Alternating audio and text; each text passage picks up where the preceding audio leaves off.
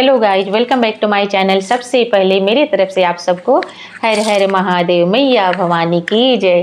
फागुन का महीना आ गया है। फागुन में घर घर में शिव चर्चा होता है। शिव चर्चा भजन लेकर आई हूँ होली का, भोले बाबा का। देखिए आप लोग, अच्छा लगेगा तो लाइक शेयर सब्सक्राइब जरूर कर दीजिएगा, और अगर नए होंगे तो बेल आइकन को प्रेस कर दीजिएगा ताकि मेरे नए नए वीडियो का नोटिफिकेशन आप लोग के पास तुरंत चला जाए। भोजपुरी में गा रही हूँ, आप लोग लास्ट तक देखिएगा। बम भोले बाबा, बम भोले बाबा, कहाँ रंगवनी पागड़िया। बम भोले बाबा, कहाँ रंगवनी पागड़िया। कहाँ रंगवनी पागड़िया, कहाँ रंगवनी पागड़िया। बम भोले बाबा, कहाँ रंगवनी पागड़िया। बम भोले बाबा, कहाँ रंगवनी पागड़िया। कहाँ रंगवनी पागड़िया, कहाँ रंगवनी पागड़िया। बम भोले बाबा, कहाँ रंगवनी पागड़िया। कौना शहर से रंग मंगवनी, कौना शहर से रंग मंगवनी। रंग मंगवनी जी, रंग मंगवनी, रंग मंगवनी जी, रंग मंगवनी। कौना शहर से पागड़िया, कौना शहर से पागड़िया।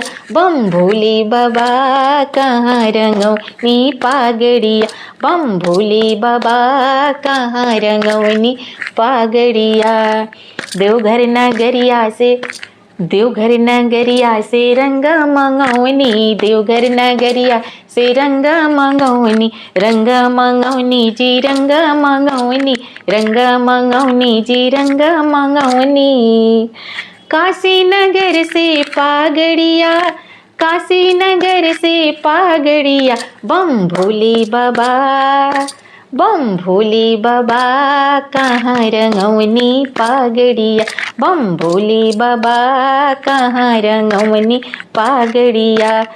कहाँ रंगवनी पागड़िया। बम भोले बाबा, कहाँ रंगवनी पागड़िया।